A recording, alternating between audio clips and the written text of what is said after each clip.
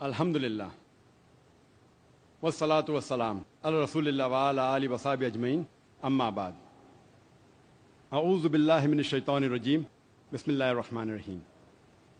قل ان کان آباؤکم وابناؤکم واخوانکم وازواجکم وعشیرتکم واموال اقترفتموها وتجارة تخشون کسادها ومساکن ترضونها احب الیکم من اللہ ورسولہ وجہاد فی سبیلہ فتربصوا حتی یأتی اللہ بامرہ واللہ لا یہدی القوم الفاسقین۔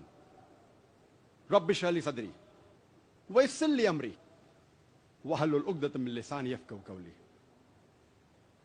میرے محترم بزرگوں اور میرے عزیز بھائی اور بہنوں، السلام علیکم ورحمۃ اللہ وبرکاتہ۔ مجھے بے حد خوشی ہو رہی ہے کہ الحمدللہ 3 سال بعد میں پھر سے پونا میں موجود ہوں اردو تقریر دینے کے سلسلے میں، اور میں اس کے لیے اللہ سبحانہ تعالیٰ کے بعد جناب پی نامدار صاحب کا آبھاری ہوں اور میں شکریہ کرتا ہوں، اور الحمدللہ میں اس کیمپس کے لیے دعا کرتا ہوں کہ اللہ سبحانہ و تعالیٰ اس کیمپس کو نہ ہی صرف پونا میں بلکہ سارے ہندوستان میں انشاءاللہ ایک مثال بن کے رہ جائے۔ جیسے آپ جانتے ہیں کہ میں اکثر تقریر صرف انگریزی میں کرتا ہوں، چند مواقع پہ جب آرگنائزر اصرار کرتے ہیں تو میں کوشش کرتا ہوں کہ کچھ بات میں اردو میں کہوں، کیونکہ میری تعلیم انگریزی میں ہوئی ہے۔ ممکن ہے کہ اس تقریر میں جو میں اردو میں کرنے جا رہا ہوں کافی غلطیاں ہوں گی، تو اسی لیے میں تقریر کے پہلے آپ سب لوگ سے معذرت چاہتا ہوں۔ آج کی تقریر کا موضوع ہے دعویٰ یا ہلاکت۔ دعویٰ کی کیا معنی ہے؟ جو لوگ اردو اور ہندی جانتے ہیں وہ دعوت کی معنی جانتے ہیں، اور جب بھی یہ لفظ دعوت جب ہم سنتے ہیں فوراً ہمارے دماغ میں مٹن بریانی یا پلاؤ آ جاتا ہے۔ جب بھی دعوت کا لفظ سنتے ہیں مٹن بریانی، چکن بریانی یا پلاؤ ہمارے ذہن میں آتا ہے۔ دعوت کے معنی مٹن بریانی یا چکن بریانی نہیں ہے، دعوت کی معنی ہے بلانا۔ It means an invitation. اور آج ہم کھانے کی دعوت کے بارے میں نہیں ذکر کرنے والے، ہم ذکر کرنے والے ہیں دعوت الاسلام کے بارے میں۔ اور جب بھی کسی کو دعوت دی جاتی ہے وہ انسان غیر ہوتا ہے، اپنے گھر والوں کو دعوت نہیں دی جاتی۔ تو دعوت اسلام کے پس منظر میں اس کے صحیح معنی ہے غیروں کو بلانا، غیر مسلمانوں کو اسلام کی طرف بلانا۔ اور جب ہم کوئی مسلمان سے اسلام کے بارے میں بات کرتے ہیں اس کے معنی ہے اصلاح۔ اصلاح مطلب مرمت کرنا۔ اگر ہم کوئی مسلمان سے اسلام کی بات کرتے ہیں اور کچھ چیز اس انسان کو بتلاتے ہیں اسے کہتے ہیں اصلاح۔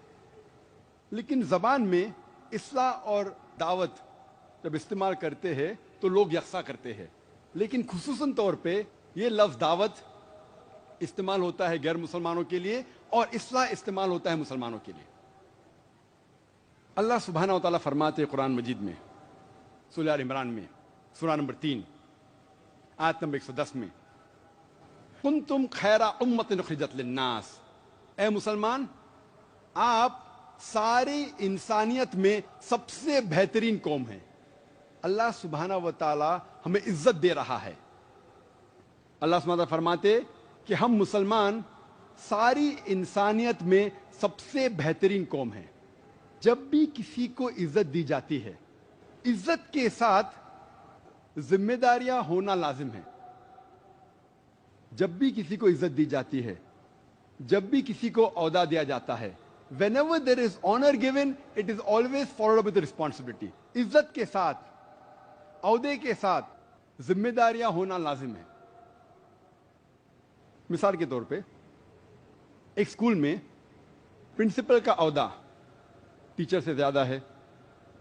ایک ٹیچر کا عہدہ, ایک ٹیچر کی عزت کلرک سے زیادہ ہے. ایک اسکول میں پرنسپل کی عزت, پرنسپل کا عہدہ ٹیچر سے زیادہ ہے. ایک ٹیچر کی عزت, ایک ٹیچر کا عہدہ کلرک سے زیادہ ہے.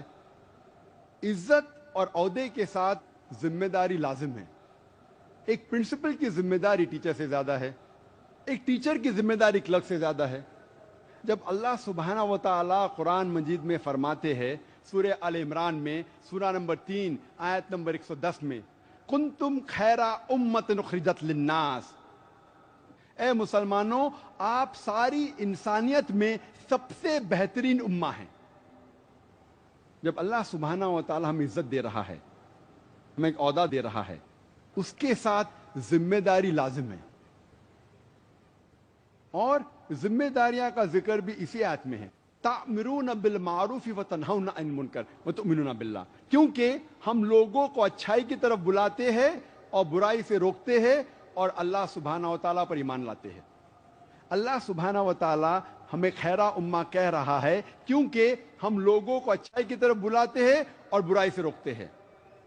اگر ہم لوگوں کو اچھائی کی طرف نہیں بلائیں گے اور برائی سے نہیں روکیں گے تو ہم خیرہ امہ کہلانے کے لائق نہیں ہیں, ہم مسلمان کہلانے کے لائق نہیں ہیں. اگر ہم خیرہ امہ ہے, اگر ہم مسلمان ہیں تو ہمارے پہ فرض ہے کہ ہم لوگوں کو اچھائی کی طرف بلائیں اور برائی سے روکیں. اگر ہم لوگوں کو اچھائی کی طرف نہیں بلاتے ہیں اور برائی سے نہیں روکتے ہیں تو ہم مسلمان کہنے کے لائق نہیں ہیں, ہم خیرہ امہ کہنے کے لائق نہیں ہیں. اللہ تعالیٰ فرماتے سورہ بقرہ میں سورہ نمبر 2 آیت نمبر 143 میں کہ ہم نے مسلمان کو ایک امت وسط بنایا ہے تاکہ ہم لوگوں کو شہادت دے جس طریقے سے ہمارے آخری نبی محمد صلی اللہ علیہ وسلم ہم پہ شہادت دیں گے. اور اس تقریر کے شروعات میں میں نے قرآن مجید کی ایک آیت کا تلاوت کی, سورہ توبہ سورہ نمبر 9 آیت نمبر 24. سورہ توبہ قرآن مجید کی سب سے سخت سورہ ہے. سورہ توبہ قرآن مجید میں سب سے سخت سورہ ہے.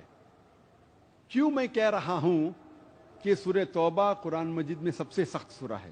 کیونکہ یہ ایک واحد سورہ ہے سارے قرآن مجید میں جس کے شروعات میں بسم اللہ الرحمن الرحیم نہیں ہے, اللہ کے نام سے جو مہربان اور بے نیاز ہے. ورنہ ہر سورہ قرآن مجید میں 114 سورے ہیں اور ہر سورے کے شروعات میں ہے بسم اللہ الرحمن الرحیم, اللہ کے نام سے جو مہربان اور رحیم ہے. لیکن سورہ توبہ کے شروعات میں بسم اللہ الرحمن الرحیم نہیں ہے. کیوں؟ مثال کے طور پہ اگر آپ اپنے اہلیہ کے ساتھ یا اپنے والدہ کے ساتھ اگر پونا کی سڑکوں پہ چل رہے ہیں, مشہور سڑک ای اسٹریٹ, اور اگر ایک لفنگا آپ کی اہلیہ یا آپ کے والدہ کی ہینڈ بیگ وہ چھین کے بھاگتا ہے, آپ کیا کریں گے؟ بٹ نیچرل آپ اس کا پیچھا کریں گے.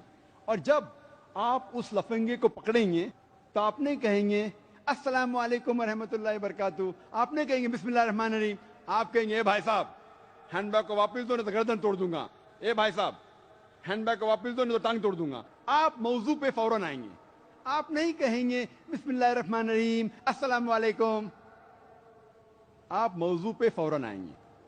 اسی لیے کچھ مفسرین کہتے ہیں کہ سورہ توبہ میں اللہ سبحانہ و تعالی پہلے چند آیت میں ذکر ہوتا ہے کہ ایک معاہدہ تھا مسلمان اور مشرک مکہ کے بیچ, اور یہ معاہدہ ایک طرفہ مشرکوں نے توڑ دیا تھا. جب اللہ سبحانہ و تعالی ورس نمبر 5 پہ آتے ہیں.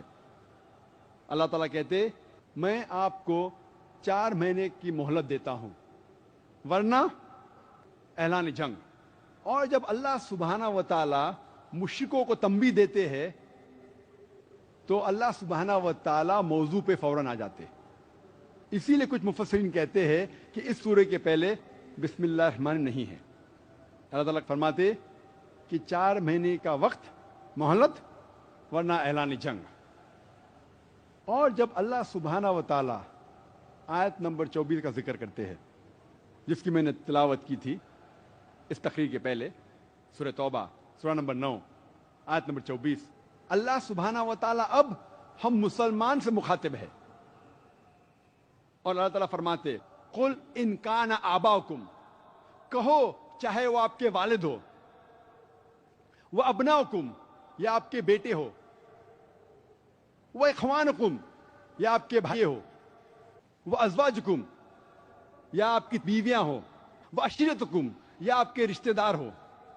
اللہ سبحانہ فرماتے آپ کس سے محبت کرتے ہیں، چاہے وہ آپ کے والد ہو، آپ کے بیٹے ہو، آپ کے بھائی ہو، آپ کی بیویاں ہوں، آپ کے رشتہ دار ہو. اور اللہ تعالیٰ کنٹینیو کرتے وَأَمْوَالٌ اقْتَرَفْتُمُوهَا وَتِجَارَةٌ تَخْشَوْنَ كَسَادَهَا وَمَسَاكِنُ تَرْضَوْنَهَا. آپ نے جو جائیداد اکٹھا کی ہے، آپ جو تجارت کر رہے ہیں، آپ جس گھر میں رہ رہے ہیں، آپ کو کس سے محبت ہے؟ اور 8 چیز کا ذکر ہے اس آیت میں. آپ کے والد، آپ کے بیٹے، آپ کے بھائیوں، آپ کی بیویاں، آپ کے رشتہ دار، آپ نے جو مال اکٹھا کی ہے، اور آپ کی تجارت یا جس گھر میں آپ رہ رہے ہیں. اللہ تعالیٰ فرماتے احب الیکم کہ آپ اگر ان سے محبت کرتے ہیں، احب الیکم من اللہ ورسولہ وجہاد فی سبیلہ، اگر آپ ان 8 چیزوں سے زیادہ محبت کرتے ہیں، اللہ سے زیادہ، اللہ کے رسول سے زیادہ، اور اللہ کی راہ میں جہاد کرنے سے زیادہ، اگر آپ ان 8 چیزوں سے زیادہ محبت کرتے ہیں، اللہ سے زیادہ، اللہ کے رسول سے زیادہ، اللہ کے راہ میں جد و جہد کرنے سے زیادہ، تو اللہ تعالیٰ فرماتے فتربصوا، آپ ٹھہرو، حتی یاتی اللہ بامری واللہ لا یہدی القوم الفاسقین. آپ ٹھہرو اور اللہ سبحانہ و تعالیٰ آپ کے اوپر ڈسٹرکشن لائیں گے، اللہ سبحانہ و تعالیٰ آپ کو ہلاک کریں گے. واللہ لا یہدی القوم الفاسقین، اور اللہ سبحانہ و تعالیٰ فاسق لوگ کو سیدھی راہ نہیں دکھاتا. اللہ تعالیٰ فرماتے اگر آپ کو ان 8 چیزوں سے زیادہ محبت ہے، اللہ سے زیادہ، اللہ کے رسول سے زیادہ، اللہ کی راہ میں جہاد کرنے سے زیادہ، تو ٹھہرو، اللہ سبحانہ و تعالیٰ آپ پہ تباہی لائیں گے، اللہ سبحانہ و تعالیٰ آپ کو ہلاک کریں گے. واللہ لا یہدی القوم الفاسقین، اور اللہ سبحانہ و تعالیٰ فاسق لوگ کو سیدھی راہ نہیں دکھاتا. اللہ تعالیٰ فرماتے سورہ محمد میں سورہ نمبر 47 آیت نمبر 38 میں وَإِن تَتَوَلَّوْا يَسْتَبْدِلْ قَوْمًا غَيْرَكُمْ ثُمَّ لَا يَكُونُوا أَمْثَالَكُمْ. اگر آپ اللہ کی بات نہیں مانیں گے، اللہ سبحانہ و تعالیٰ آپ کی جگہ ایک دوسری قوم لے آئیں گے. یستبدل قوما غیرکم ثم لا یکونوا امثالکم، اور وہ آپ کے جیسے نہیں رہیں گے. اگر آپ اللہ سبحانہ و تعالیٰ کا کہنا نہیں مانیں گے، اللہ سبحانہ و تعالیٰ کے پیغام پہ عمل نہیں کریں گے، تو اللہ سبحانہ و تعالیٰ آپ کی جگہ ایک دوسری قوم کو لے آئیں گے اور وہ آپ کے جیسا نہیں رہیں گے. اور یہ تاریخ اس کی گواہ ہے، جب بھی کوئی قوم اللہ سبحانہ و تعالیٰ کی بات نہیں مانتی، اللہ سبحانہ و تعالیٰ اس کے بدلے ایک دوسری قوم کو کھڑا کرتا ہے. اور اس کی مثال سورہ جمعہ میں بھی ہے. اللہ سبحانہ و تعالیٰ نے اپنے پیغام کے لیے پہلے یہود کو چنا تھا، اور اللہ تعالیٰ فرماتے ہیں سورہ جمعہ میں سورہ نمبر 62 آیت نمبر 5 میں کہ یہودی کو اللہ سبحانہ و تعالیٰ نے پیغام دیا تھا، لیکن ان کی مثال ہے گدھے کی طرح. گدھے کے پیٹھ پہ کتاب لا دی جاتی ہے لیکن ان کو کچھ فرق نہیں پڑتا. اور ہم دیکھتے ہیں جب یہودی اللہ سبحانہ و تعالیٰ کی بات نہیں مانتے تو اللہ سبحانہ و تعالیٰ ایک دوسری قوم کو لے کے آتے ہیں، عربوں کو، اور یہودی عربوں کو نیچا دیکھتے تھے. تو جو انسان کو آپ نیچے دیکھتے ہیں وہی انسان کو اللہ سبحانہ و تعالیٰ اوپر لے کے آتا ہے اور آپ کے سر پہ بٹھاتا ہے، اور اپنے قرآن مجید کے ذریعے، اپنے پیغام کے ذریعے قرآن مجید کو نازل کرتا عربوں پہ. اور یہ قوم الحمدللہ they become the torch bearer, یہ قوم اوپر آتی ہے. لیکن آج اگر ہم مسلمان اللہ سبحانہ و تعالیٰ کے احکامات پر عمل نہیں کریں گے تو اللہ تعالیٰ فرماتے یستبدل قوما غیرکم ثم لا یکونوا امثالکم. اگر آپ اللہ کی بات نہیں مانیں گے، اللہ سبحانہ و تعالیٰ آپ کی جگہ ایک دوسری قوم کو لے کے آئیں گے اور وہ آپ کی طرح نہیں ہوں گی. جب ہم مسلمان سے پوچھتے ہیں، اور میں آپ سے ہی پوچھنا چاہتا ہوں کہ آپ اس سارے کائنات میں سب سے زیادہ محبت کس سے کرتے ہیں؟ میں آپ سے پوچھنا چاہتا ہوں کہ سارے کائنات میں آپ سب سے زیادہ محبت کس سے کرتے؟ کس سے کرتے؟ اللہ سے. ماشاءاللہ، آسان سوال، جواب بھی آسان. اگر آپ کوئی بھی مسلمان سے پوچھیں گے اس سارے کائنات میں آپ سب سے زیادہ محبت کس سے کریں گے تو جواب ہے اللہ سبحانہ و تعالیٰ، یکساں جواب. میں آپ سے پوچھنا چاہتا ہوں کہ اگر آپ ایک صبح کو اپنے گھر سے نکلتے ہیں اپنے کام پہ، اور آپ کا پڑوسی آپ کی والدہ سے بری بات کرتا ہے، آپ کی والدہ کو گالیاں دیتا ہے، آپ جب شام کو واپس آئیں گے اور آپ کو پتہ لگتا ہے کہ آپ کا پڑوسی آپ کی والدہ کو بہت گالیاں دی بنا وجہ، آپ کو جب پتہ چلے گا کہ آپ کا پڑوسی آپ کی والدہ کو گالی دیا، آپ کیا کریں گے؟ کیا کریں گے آپ؟ اگر کوئی بنا وجہ آپ کی والدہ کو گالی دیتا آپ کیا کریں گے؟ لوگ کہہ رہے ہیں ماریں گے، کوئی کہتا میں تنگڑی توڑوں گا، کوئی کہیں گا میں جان لے لوں گا. اگر بنا وجہ کوئی انسان آپ کی والدہ کو گالیاں دیتا ہے تو کیا کریں گے؟ کوئی کہتا میں ماروں گا اسے، کوئی کہتا تنگڑی توڑوں گا. کیوں؟ کیونکہ ہم اپنی والدہ سے محبت کرتے ہیں. کرتے ہیں کہ نہیں؟ ہاں کہ نہیں؟ ماشاءاللہ، بے شک ہم اپنی والدہ سے محبت کرتے، بے شک. اور یہ بات صحیح ہے، اگر کوئی میری والدہ کو گالیاں دیتا ہے بنا وجہ، ہم دیکھیں گے کہ اس شخص کو ہم سبق سکھائیں گے. اگر ہم خود بدلہ نہیں لے سکتے ہم دوسرے کو لے کے آئیں گے بھاڑے پہ، لیکن اس کو سبق سکھائیں گے. سکھائیں گے کہ نہیں؟ ہاں کہ نہیں؟ بے شک. کیوں؟ کیونکہ ہم اپنی والدہ سے محبت کرتے ہیں. کوئی بھی انسان اگر اس کی والدہ کو کوئی گالی دیتا ہے تو وہ اس انسان کو سبق سکھائیں گا. اللہ سبحانہ تعالیٰ فرماتے ہیں قرآن مجید میں سورہ مریم میں، سورہ نمبر 19 ورس نمبر 88 to 92، اللہ تعالیٰ فرماتے وَقَالُوا اتَّخَذَ الرَّحْمَنُ وَلَدًا. وہ لوگ کہہ رہے ہیں، نصارہ لوگ، کہ اللہ سبحانہ و تعالیٰ نے بیٹا جنا. وَقَالُوا اتَّخَذَ الرَّحْمَنُ وَلَدًا لَقَدْ جِئْتُمْ شَيْئًا إِدًّا. یہ سب سے بری گالی اللہ سبحانہ و تعالیٰ کو دی کسی نے. اگر کوئی کہتا ہے کہ اللہ سبحانہ و تعالیٰ نے بیٹا جنا، اللہ سبحانہ و تعالیٰ فرماتے قرآن مجید میں کہ وہ سب سے بڑی گالی ہے اللہ کے لیے. وَقَالُوا اتَّخَذَ الرَّحْمَنُ وَلَدًا لَقَدْ جِئْتُمْ شَيْئًا إِدًّا تَكَادُ السَّمَاوَاتُ يَتَفَطَّرْنَ مِنْهُ. اور اگر آسمان کے پاس جذبہ ہوتا تو آسمان پھٹ اٹھتا. وَتَنشَقُّ الْأَرْضُ، اور یہ زمین پھٹ اٹھتی. وَتَخِرُّ الْجِبَالُ هَدًّا، اور یہ پہاڑ گر پڑتا. اللہ سبحانہ تعالیٰ فرماتے ہیں اگر کوئی اللہ سبحانہ و تعالیٰ کو گالی دیتا ہے اور کہتا ہے کہ اللہ نے بیٹا جنا، اگر آسمان کے پاس ذرا بھی جذبات ہوتے تو آسمان کھل اٹھتا، یہ زمین پھٹ اٹھتی اور یہ پہاڑ گر پڑتا. لیکن ہم مسلمانوں کو کوئی فرق نہیں پڑ رہا ہے.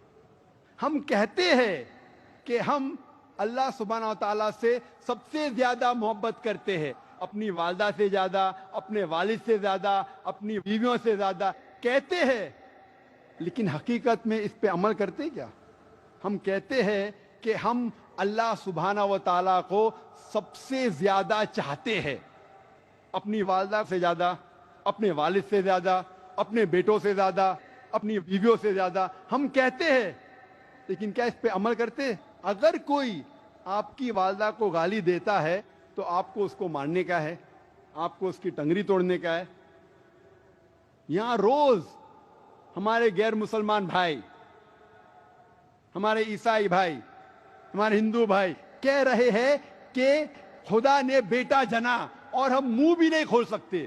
میں نہیں کہتا ہوں کہ ان سے جھگڑا کرو, میں یہ نہیں کہتا ہوں ان کی تنگڑی توڑو, میں یہ نہیں کہتا ہوں کہ ان سے مار پیٹ کرو. میں صرف یہ کہتا ہوں اگر ہمارے غیر مسلمان بھائی کہہ رہے ہیں کہ اللہ نے بیٹا جنا, کم از کم آپ مسلمانوں اپنا منہ تو کھولو, اتنا تو کہو کہ یہ کہنا غلط ہے.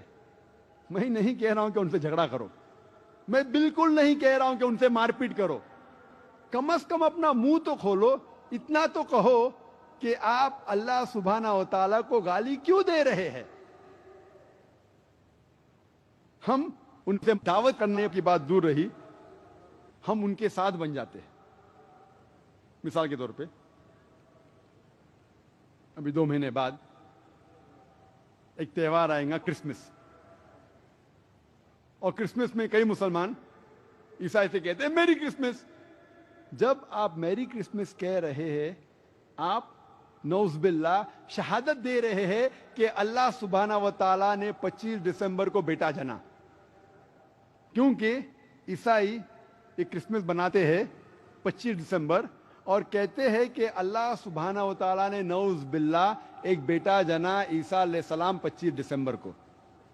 آپ ان لوگوں سے دعوت تو نہیں کرتے, دعوت کی بات تو دور رہی, آپ ان کے ساتھ مل جاتے ہیں, آپ شہادت دے رہے ہیں کہ اللہ نے بیٹا جنا. دعوت دینا بہت آسان ہے. میں یہ نہیں کہہ رہا ہوں کہ ان سے جھگڑا کرو, آپ ان کی کتابیں پڑھیے اور ان کی کتابوں کے ذریعے آپ ان کے ساتھ دعوت کرو. ہم مسلمان, دعوت ہمارا فرض ہے, ہم اس فرض کو بھول چکے ہیں.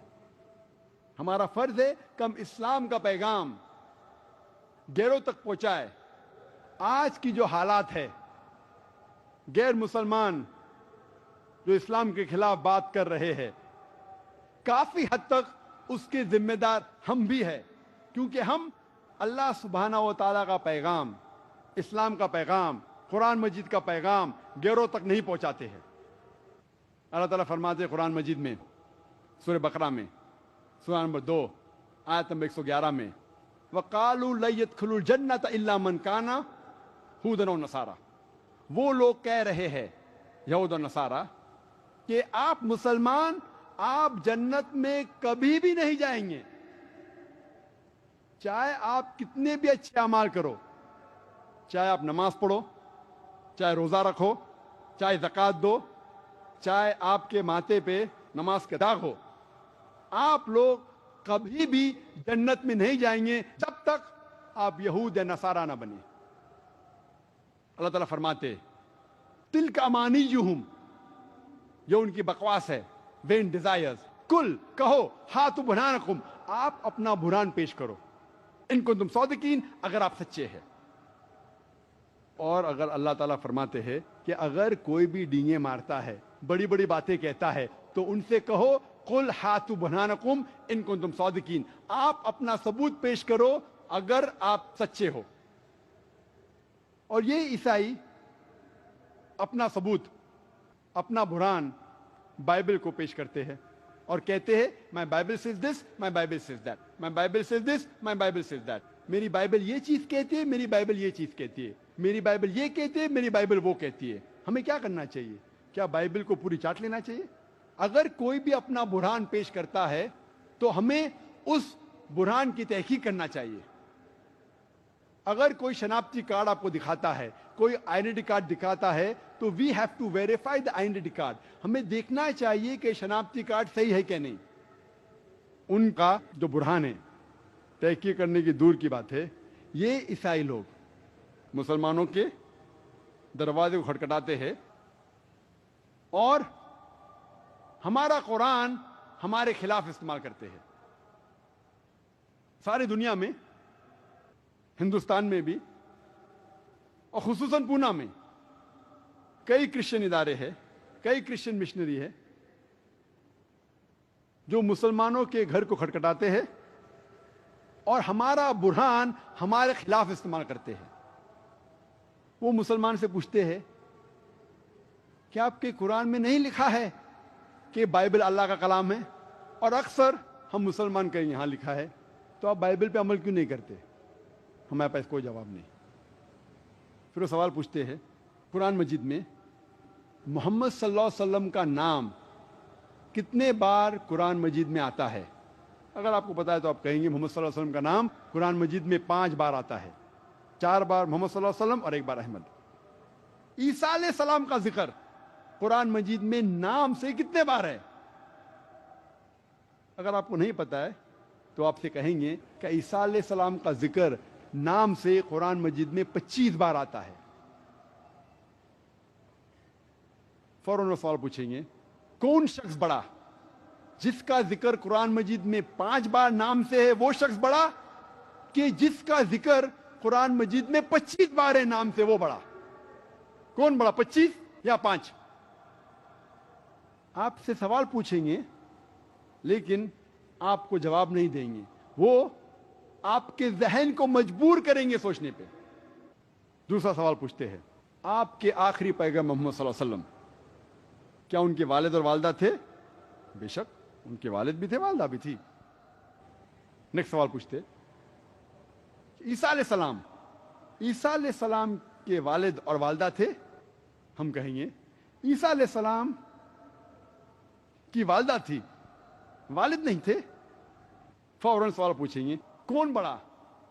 جو انسان والد کے ذریعے پیدا ہوتا ہے وہ بڑا, کہ وہ انسان جو والد کے بغیر پیدا ہوتا ہے بڑا؟ وہ سوال پوچھیں گے مسلمان سے لیکن جواب نہیں دیں گے. وہ آپ کے ذہن کو مجبور کریں گے سوچنے پہ. کون بڑا؟ وہ شخص جو والد کے ذریعے پیدا ہوتا ہے بڑا ہے, کہ وہ شخص جو والد کے بنا پیدا ہوتا ہے بڑا ہے؟ سوال کریں گے لیکن جواب نہیں دیں گے. وہ آپ کے ذہن کو سوچنے پہ مجبور کریں گے. کئی کرسچن مشنری دنیا بھر میں مسلمانوں کے گھر کو کھٹکھٹاتے ہیں and they are using us like punching bags. They are making nest in our head.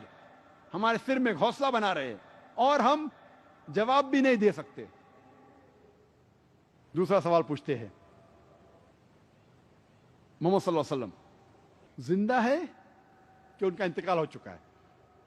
اور ہمیں ماننا پڑے گا کہ محمد صلی اللہ علیہ وسلم ان کا انتقال ہو چکا ہے, مدینہ میں دفن ہے. عیسیٰ علیہ السلام وہ زندہ ہے کہ ان کا انتقال ہو چکا ہے؟ اور اسلام میں صاف طور پہ لکھا ہے کہ اللہ سبحانہ و تعالیٰ نے عیسیٰ علیہ السلام کو زندہ اٹھایا ہے. تو کون بڑا؟ وہ پیغمبر جو زندہ ہے بڑا ہے, کہ وہ پیغمبر جو مر چکا ہے بڑا ہے؟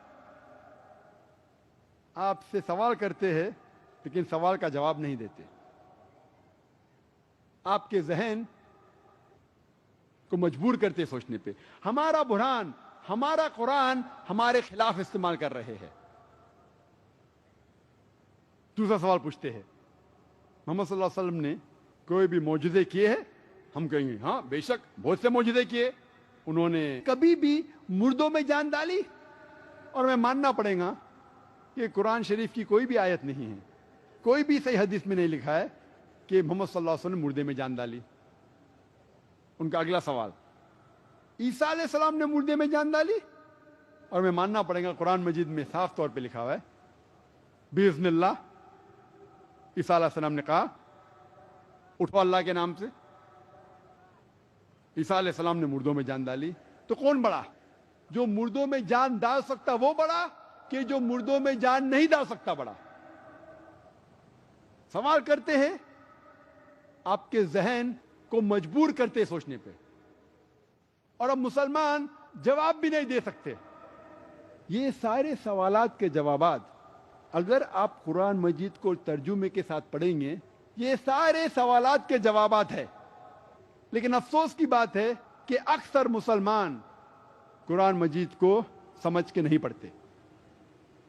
اگر ہم سمجھ کے پڑھیں گے، ان سارے سوالات کے جوابات دیے گئے ہیں۔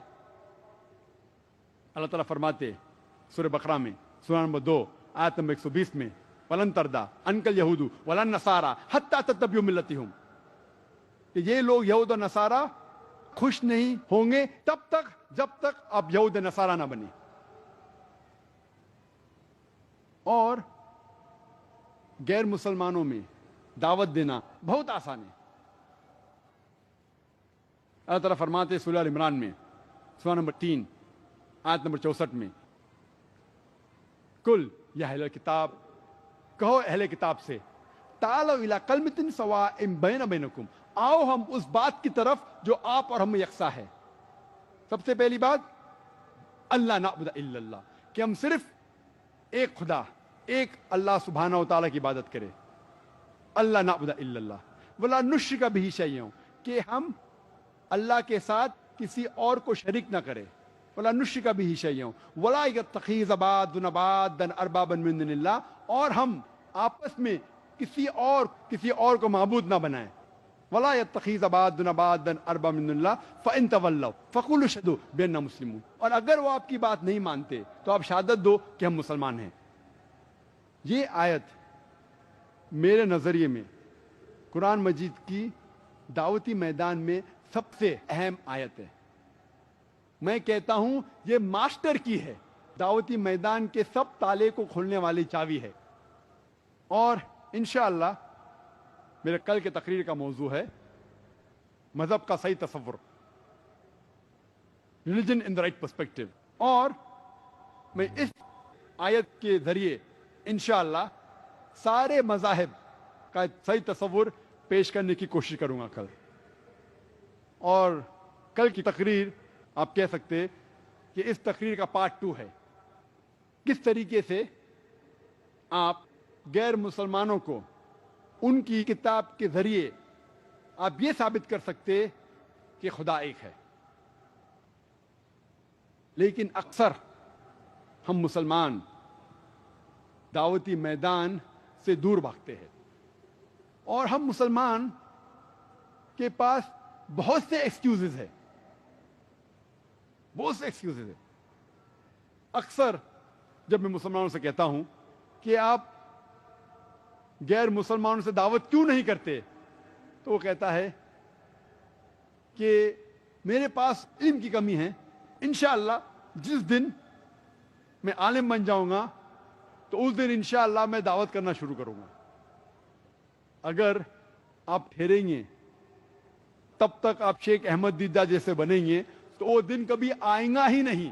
اگر آپ ٹھہریں گے کہ میں ماہر بنوں گا، ایک بڑا عالم بنوں گا اسلام اور دیگر مذاہب کے موضوع پہ، شیخ دیدہ جیسا بنوں گا اور پھر میں دعوت کے میدان میں آؤں گا، وہ وقت کبھی بھی نہیں آئے گا۔ اللہ کے رسول محمد صلی اللہ علیہ وسلم فرماتے صحیح بخاری میں، بلغوا انی ولو آیا، اگر ایک بھی آیت آپ جانتے اسلام کے متعلق، آپ کا فرض ہے کہ آپ دوسروں تک پہنچائیں۔ بلغوا انی ولو آیا، ایک بھی آیت آپ جانتے ہیں، اگر آپ صحیح طریقے سے جانتے ہیں، آپ کا فرض ہے کہ وہ غیروں تک پہنچائے۔ اور ہر مسلمان کم از کم یہ تو مانتا ہے کہ خدا ایک ہے، وہ تو کم از کم کہو۔ غیر مسلمانوں سے کم از کم یہ تو کہو کہ خدا ایک ہے۔ ہر مسلمان مانتا ہے کہ محمد صلی اللہ علیہ وسلم اللہ کے آخری نبی ہے، کم از کم وہ تو کہو۔ آپ اس کو مطمئن کریں گے کیا نہیں، وہ دوسری بات ہے۔ اگر آپ کہیں گے خدا ایک ہے، وہ آپ سے کہیں گا کہ ثبوت دو۔ اگر نہیں پتا، آج کا دور ہے سائنس اینڈ ٹیکنالوجی کا، کتنی کتابیں لکھی گئی ہے اس موضوع پہ، کئی آڈیو کیسٹ ہے، کئی ویڈیو کیسٹ ہے، کئی ڈیویڈیاں ہیں۔ اور میں نے بھی ایک تقریر کی ہے خدا کا تصور دیگر مذاہب میں۔ اگر آپ اس کو پڑھیں گے اور اس کا حوالہ دیں گے غیر مسلمان کو، انشاءاللہ اسے ماننا ہی پڑے گا کہ خدا ایک ہے۔ آپ جب گھر پہ آ کے ہوم ورک کریں گے، آپ ایک سوال کے جواب کے ماہر ہے، پھر کہو کہ آپ محمد صلی اللہ علیہ وسلم میں کیوں نہیں مانتے، تو وہ کہیں گا کیوں ماننا چاہیے مجھے؟ آپ کو جواب نہیں پتا، گھر پہ آ کے ہوم ورک کیجیے۔ میں نے ایک تقریر کی ہے، محمد صلی اللہ علیہ وسلم کا ذکر دیگر مذاہب کی کتابوں میں، اور ثابت کیا ہے ہندو مذہب کی کتاب میں، عیسائی مذہب کی کتاب میں، یہود مذہب کی کتاب میں، پارسی مذہب کی کتاب میں، بدھ مذہب کی کتاب میں، اکثر مذہب کی کتابوں میں محمد صلی اللہ علیہ وسلم کا ذکر ہے، محمد صلی اللہ علیہ وسلم کی پیشن گوئی ہے۔ آپ پڑھو کتاب کو، تقریر کو دیکھو، اور آپ غیر مسلمان سے دعوت کر سکتے ہیں، آسان ہے۔ پھر کہو کہ آپ صلاح کیوں نہیں پڑھتے، وہ پوچھیں گا کیوں مجھے پڑھنا چاہیے، نہیں جواب پتا، آ کے ہوم ورک کیجیے۔ میں نے تقریر کی ہے صلاح دا پروگرامنگ ٹوورڈ رائچسنس۔ اس طریقے سے آپ جب شروع کریں گے، انشاءاللہ آپ کو اور علم حاصل ہوگا اور آپ سوال کے جواب دے سکیں گے۔ اللہ کے رسول فرماتے بلغوا انی ولو آیا، propagate even if you know one verse۔ اگر ایک بھی آیت آپ جانتے ہیں اسلام کے متعلق، آپ کا فرض ہے کہ وہ غیروں تک پہنچائے۔ کئی مسلمان مجھ سے کہتے ہیں کہ ذاکر،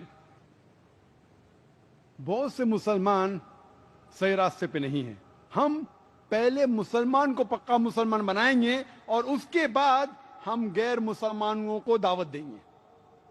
یہ اچھی بات ہے، الحمدللہ مسلمانوں کے ساتھ اصلاح کرنا اچھی بات ہے، لیکن اگر کوئی شخص یہ کہتا ہے کہ میں مسلمان کو پکا مسلمان پہلے بناؤں گا اور اس کے بعد دعوت کروں گا، یہ وقت کبھی بھی نہیں آئے گا، کیونکہ اللہ کے رسول محمد صلی اللہ علیہ وسلم خود اپنے رشتہ داروں کو مسلمان نہیں بنا سکے، تو آپ کیسے کر پائیں گے؟ خود ان کے چچا اسلام نہیں قبول کرے۔ اور صحیح بخاری کی حدیث ہے کہ مدینہ میں اللہ کے رسول فرماتے ہیں کہ مدینہ میں کئی مسلمان تھے جو فرض صلاح کے لیے مسجد میں نہیں آتے تھے، جمعہ صلاح کے لیے، اور اللہ کے رسول فرماتے کہ میں چاہتا ہوں کہ ان کے گھر میں آگ لگا دوں۔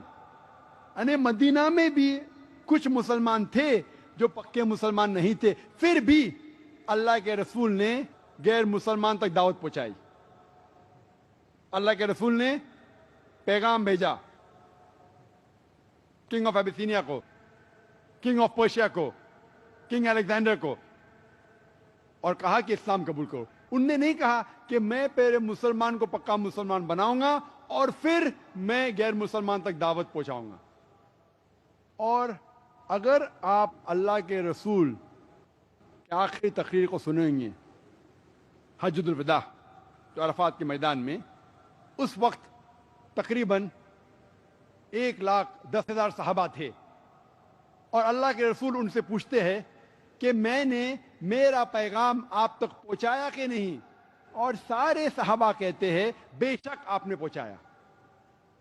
پھر وہ کہتے ہیں کہ آپ ان لوگوں تک یہ پیغام پہنچاؤ جو لوگ یہاں موجود نہیں ہیں، اور 1,10,000 میں سے 1,00,000 سے زیادہ صحابہ وہ عربیہ کے باہر جاتے ہیں۔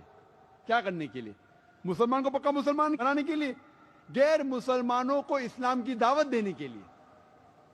اصلاح کرنا اچھی بات ہے، لیکن یہ کہنا کہ میں مسلمان کو پہلا پکا مسلمان بناؤں گا اور پھر غیر مسلمان کو دعوت دوں گا، یہ غلط ہے۔ جب آپ مسلمان سے ملتے ہیں ان کے ساتھ اصلاح کرو، جب غیر مسلمان سے ملتے ہیں تو ان کے ساتھ دعوت کرو، دونوں ساتھ ساتھ ہونا چاہیے۔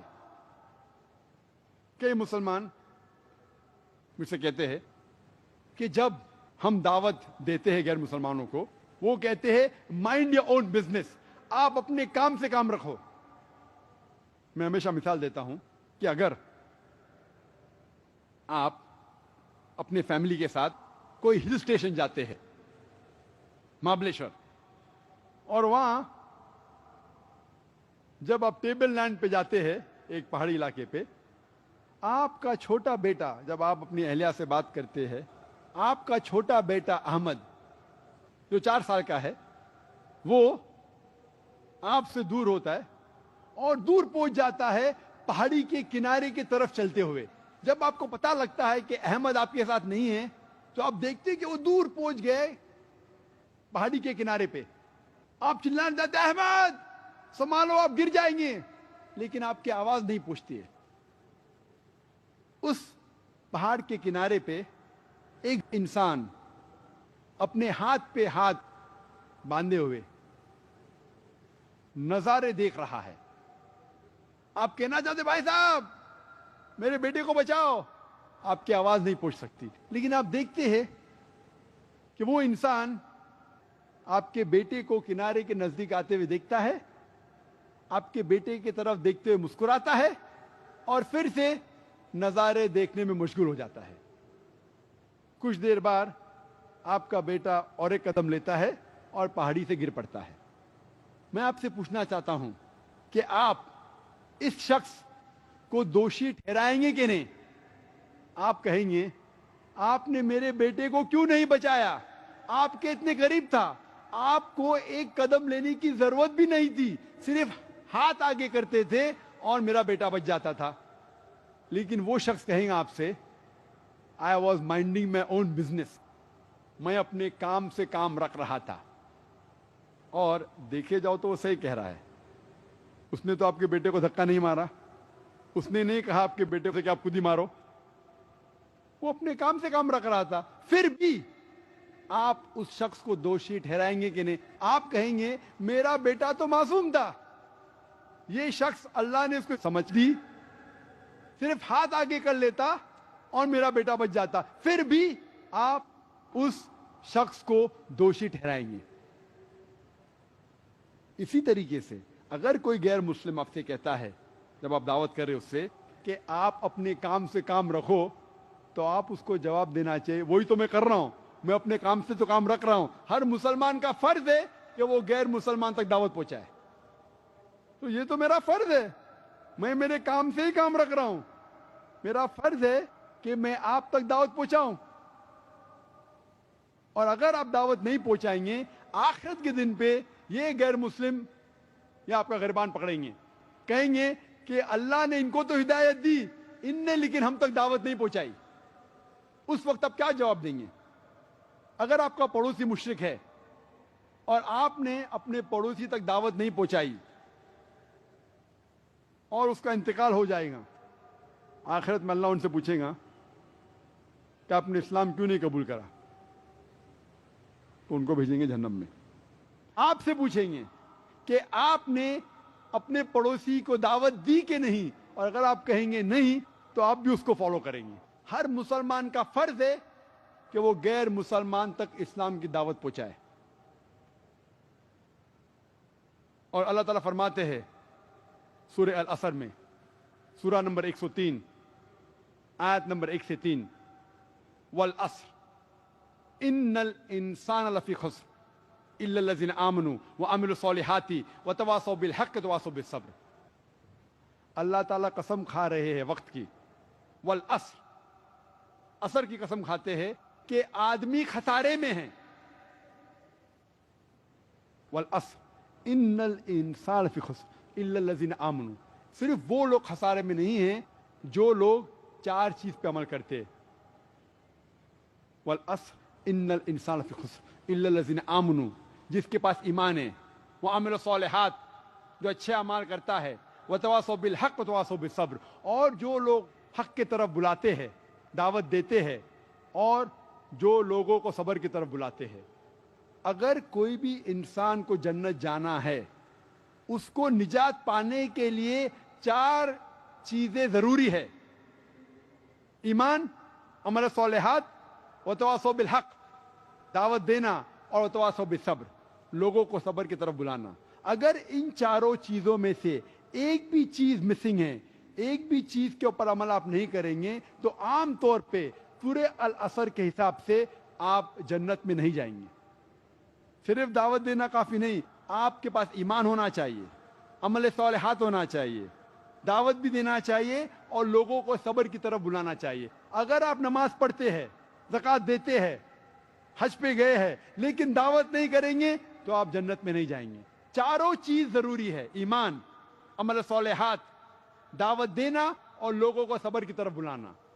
आम तौर पे अगर इन चारों में से एक भी चीज पे आप अमल नहीं करेंगे तो आप जन्नत में नहीं जाएंगे। अगर अल्लाह ताला आपको माफ करना चाहता है और फिर जन्नत में डालना चाहता है तो अल्लाह सुब्हाना व ताला के इख्तियार में है। क्योंकि अल्लाह ताला फरमाते सूरह निसा में, सूरह नंबर 4 आयत नंबर 48 में, और सूरह निसा सूरह नंबर 4 आयत नंबर 116 में कि अल्लाह सुब्हाना व ताला अगर चाहे तो कोई भी गुनाह को माफ कर सकता है, लेकिन शिर्क को कभी नहीं माफ करेगा। क्योंकि जिस इंसान ने शिर्क किया उसने सबसे बड़ा गुनाह किया। तो अगर अल्लाह चाहे, आपको माफ करना चाहता है और फिर जन्नत में डालना चाहता है तो अल्लाह के इख्तियार में। लेकिन सूरह अल असर के हिसाब से अगर आपने इन चारों चीजों में से एक भी चीज पे अमल नहीं किया तो आप जन्नत में नहीं जाएंगे। अल्लाह ताला फरमाते सूरह नहल में, सूरह नंबर 16 आयत नंबर 125 में, उदु इला सबील रब्बिका बिल हिकमा वल मौइज़तिल हसना वजादिल बिल्लती हसन। आप लोगों को अल्लाह की तरफ बुलाओ, उदु इला सबील रब्बिका बिल हिकमा, हिकमत के साथ और हुस्नत के साथ, और लोगों के साथ अच्छे तरीके से आप बात कीजिए। और अल्लाह ताला फरमाते सूरह अल इमरान में, सूरह नंबर 3 आयत नंबर 104 में कि आप लोगों में से, आपकी उम्मत में से एक ऐसा ग्रोह पैदा होना चाहिए जो फुल टाइम दाई है, जो लोगों को अच्छाई की तरफ बुलाता है और बुराई से रोकता है, और ये लोग हैं जो जन्नत में अच्छा मकाम पाएंगे। यहाँ अल्लाह सुब्हाना व तआला जिक्र कर रहे हैं जिस तरीके से हमारे पास फुल टाइम डॉक्टर्स है, फुल टाइम इंजीनियर्स है, फुल टाइम लॉयर्स है, फुल टाइम एडवोकेट्स है, कितने फुल टाइम दाईज है हमारे पास, कितने दुआत है, कितने लोग अपनी सारी जिंदगी वक्फ किए हैं अल्लाह के राह में, अल्लाह का पैगाम पहुंचाने के लिए। तो इस आयत में जिक्र हो रहा है फुल टाइम दाईज का। पार्ट टाइम दाई बनना हर मुसलमान का फर्ज है। पार्ट टाइम दाई मतलब आपको गैर मुसलमान को दावत देना फर्ज है, थोड़ा बहुत दावत देना फर्ज है, लेकिन यहां जिक्र हो रहा है फुल टाइम दाईज का। और अल्लाह ताला फरमाते ये फुल टाइम दाईज जन्नत में एक ऊंचा मकाम पाएंगे। मैं तकरीर को खत्म करना चाहता हूं, उसके पहले चंद कुरान की आयत पेश करूंगा कि अल्लाह ताला फरमाते हैं कुरान मजीद में 3 जगह, सूरह सफ में सूरह नंबर 61 आयत नंबर 9 में, सूरह तौबा सूरह नंबर 9 आयत नंबर 33 में, और सूरह फतह में सूरह नंबर 48 वर्स नंबर 28 में, हुवल्लज़ी अरसल रसूलहु बिल हुदा वद्दीनिल हक लियुज़हिरहु अलद्दीन कुल्ले, कि अल्लाह सुब्हाना व तआला ने अपने आखिरी पैगंबर मोहम्मद सल्लल्लाहु अलैहि वसल्लम को भेजा दीनुल हक के साथ, ताकि वो सारे दीनों, सारे मज़ाहिब पे गालिब हो। अल्लाह ताला फरमाते हुवल्लज़ी अरसल रसूलहु बिल हुदा, कि हमने आखिरी पैगंबर मोहम्मद सल्लल्लाहु अलैहि वसल्लम को भेजा दीनुल हक के साथ, ताकि वो सारे मज़ाहिब पे गालिब हो। Islam is destined to supersede them all the isms, whether it be Christianism, Hinduism, Judaism, Buddhism, secularism, atheism. Islam is destined to supersede all. ये अल्लाह ताला का वादा है कि अल्लाह ताला दीनुल हक, दीनुल इस्लाम को सारे दूसरे मज़ाहिब पे गालिब करेंगे, चाहे वो हिंदुइज्म हो, क्रिश्चियनिज्म हो, बुद्धिज्म हो, जुडाइज्म हो, सेकुलरिज्म हो, एथियज्म हो, कम्युनिज्म हो, सारे मज़ाहिब पे गालिब होगा।